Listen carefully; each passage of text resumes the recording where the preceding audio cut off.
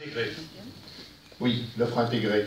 Donc en fait, le point de départ, c'est la richesse des expertises techniques d'Eiffage dans le domaine de la construction. Donc si on les rassemble sur une opération pour présenter une offre globale clé en main, on obtient des synergies, ces synergies au bénéfice du projet et donc au bénéfice du client. C'est ça notre offre intégrée. C'est-à-dire que vous avez mobilisé finalement un ensemble d'acteurs, on peut peut-être Absolument, absolument, on mobilise un ensemble d'acteurs. Donc, par exemple, sur la partie des lots techniques de cette opération, on a l'entreprise Eiffage Énergie Thermique qui sera mobilisée. Sur la partie électricité, ce sera l'entreprise Clemcy. Et puis sur la partie maintenance et puis gros entretien, ce sera la partie Eiffage Énergie aussi qui sera présente. Alors j'ai évoqué tout à l'heure déjà la notion de dialogue compétitif. Vous y avez participé, ça a duré longtemps, 2 ans je crois. Hein. Ça a été une longue procédure. Ça a été un travail de longue haleine. C'est intéressant de savoir sur quoi vous avez gagné. Parce que là on est déjà dans un processus collaboratif. Ah là ça m'intéresse de savoir. C'est un exercice auquel on n'est pas habitué. Il y a certainement quelques points qui ont été favorables. Je vois trois grands points sur lesquels les choses se sont peut-être assez bien passées. La constitution de l'équipe, peut-être quelques expertises bien appropriées, et puis un certain état d'esprit qui correspondait au dialogue compétitif. Si je reprends, au niveau de la constitution de l'équipe, on a essayé de rien laisser au hasard. D'ailleurs, un petit clin d'œil à l'équipe, si c'était à refaire aujourd'hui, on ne changerait rien.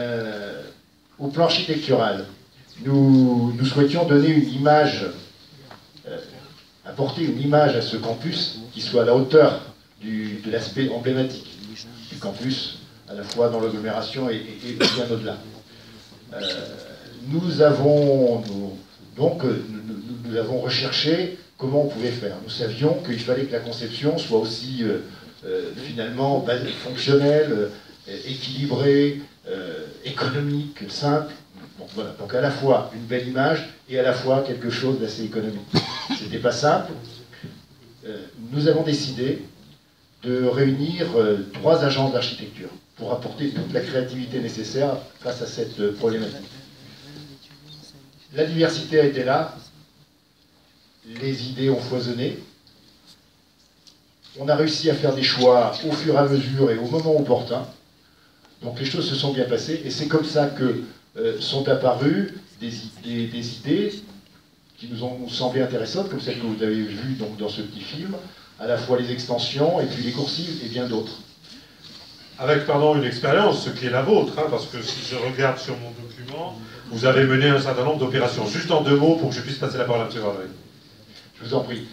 Donc, au niveau des expériences et de l'expertise, donc, ce qui nous a certainement aidé, donc, d'une part, l'offre intégrée, dont on a parlé tout à l'heure, particulièrement sur le sujet performance énergétique, puisque les entreprises que j'ai citées intervenaient sur ces lots-là, les études ont été faites, les synergies ont bien fonctionné, et je crois qu'on a pu présenter des engagements ambitieux.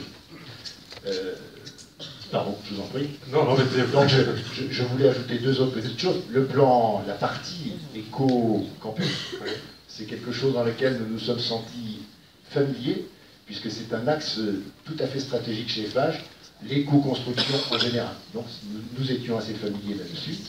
Et puis l'axe majeur de l'opération, ce qui a été appelé par Fabienne Crécy, Madame Crécy, le point de complexité le plus important du dossier, c'est-à-dire le site, l'intervention site occupé. Oui, c'est vrai. Ça, c'est quelque chose sur lequel nous sommes familiers, expérimentés depuis de nombreuses années, donc on a pu présenter un concept et un process qui, je crois, a été intéressant. Monsieur Vardry, alors, tout à l'heure, quand on a échangé, j'ai posé la question du geste architectural, mais il dit, mais c'est pas trop ça, la question. Non, sur ce projet, vu l'ampleur et vu le contexte dans lequel il s'insère, la première question, c'était celui du contexte. En contexte, c'est un site, la DOA, Université, Lyon. C'est également un projet. Notre projet fait partie d'un projet beaucoup plus ambitieux que simplement une mise aux normes ou une esthétique sur certains bâtiments. Et puis une époque. Parce que vous l'avez très bien montré dans votre film historique, à l'époque, la ville avançait aussi vite que la société. Aujourd'hui, la société avance plus vite que la ville. Et nous, en tant qu'architectes, il faut qu'on puisse se poser la question comment remettre ce type de patrimoine en mouvement, pour pouvoir lui faire prendre conscience, par sa technicité, par son efficacité, par son esthétique, des performances qu'il doit avoir, mais également de tout ce qu'il doit amener au quotidien pour ses utilisateurs. C'est un milieu occupé, ce chantier, donc notre opération a été de pouvoir maîtriser, de conceptualiser une intervention architecturale qui permettra de simplifier au maximum tous les actes du quotidien, durant le chantier, durant l'exploitation de ces bâtiments, et je l'espère à très long terme, pour pouvoir toujours donner un potentiel à ce projet, à cette intervention, qui est une petite partie sur l'ensemble des enjeux qui sont sur ce campus, permettre à ce projet d'avoir autant de facteurs correctifs, autant de potentiel pour encore évoluer, pour vraiment être toujours en phase avec son époque. Très bien. Dernier point peut-être avec vous, Monsieur Leroy, sur les conditions de mise en œuvre, parce que là il y a tout un process en fait, qui se met en place, et vous dites que finalement vous allez être confronté à 3 enjeux majeurs.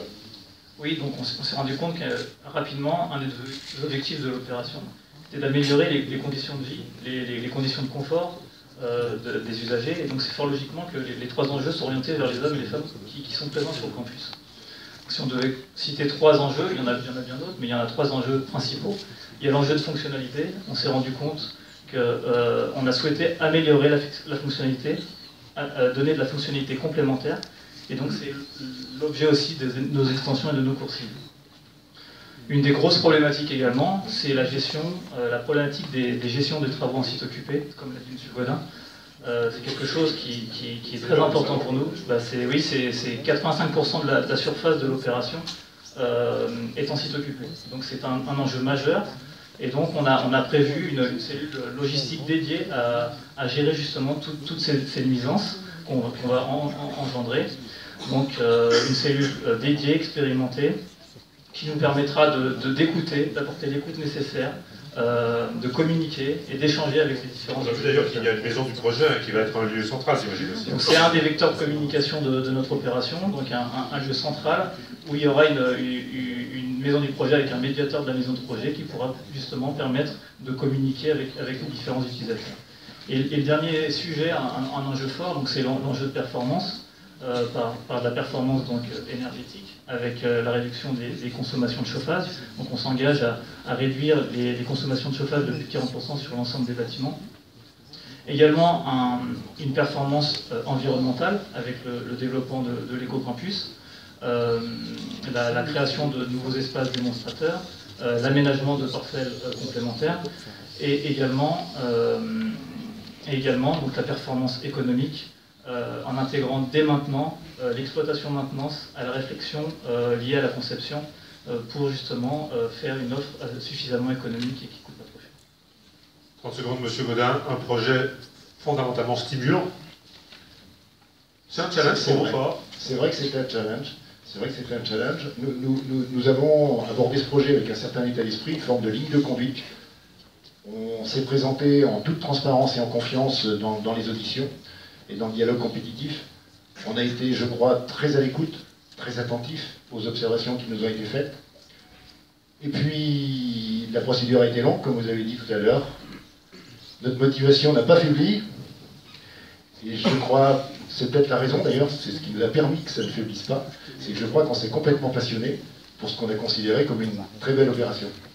Merci messieurs, merci pour ces interventions.